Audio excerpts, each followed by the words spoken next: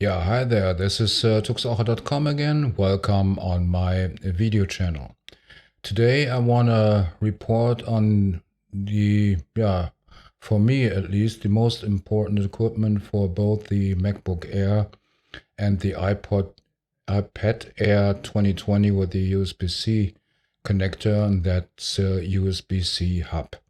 But first, let's do a small unboxing, even though there's not that much in the box. Just the USB-C hub and of course a connection cable. And here you got the USB-C hub from CallDigit. As you can see, that's a pretty small package, and you got connectors on the back side and of course on the foreside.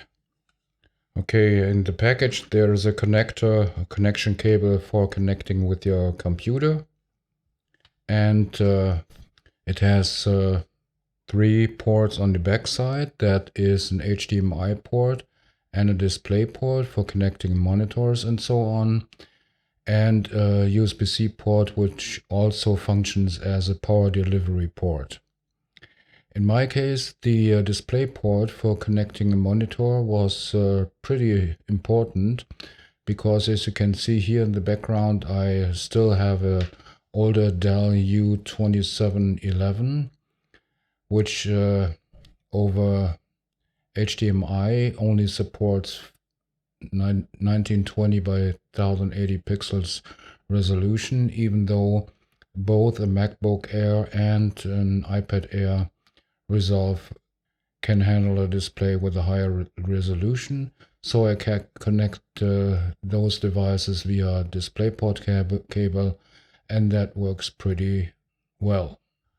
On the front, you got the connections for SD cards, both micro SD and regular SD cards, and a USB-A port and another USB-C port.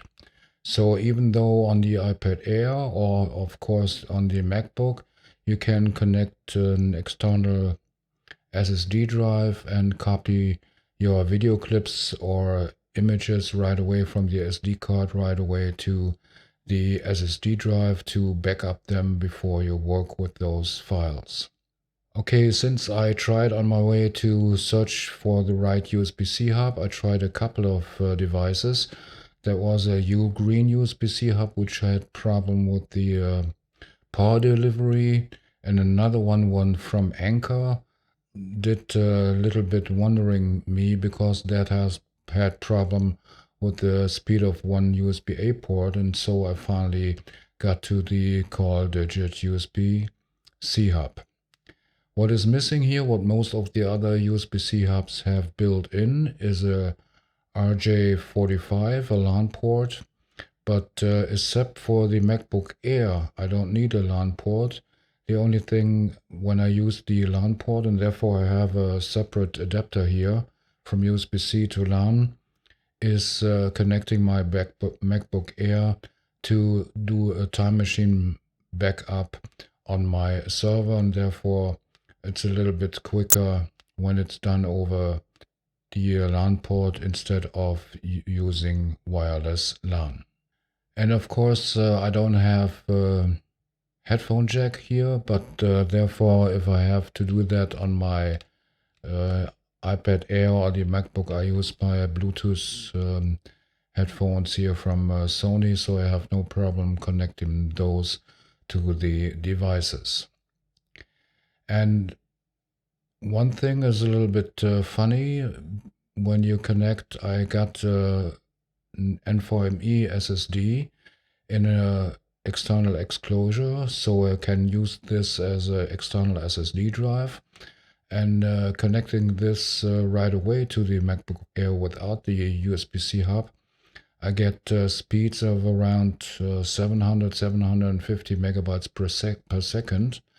But when I connect this to via the USB-C hub, the drive speed is only around 500 to 500 megabytes per second, at least according to the Blackmagic disk test.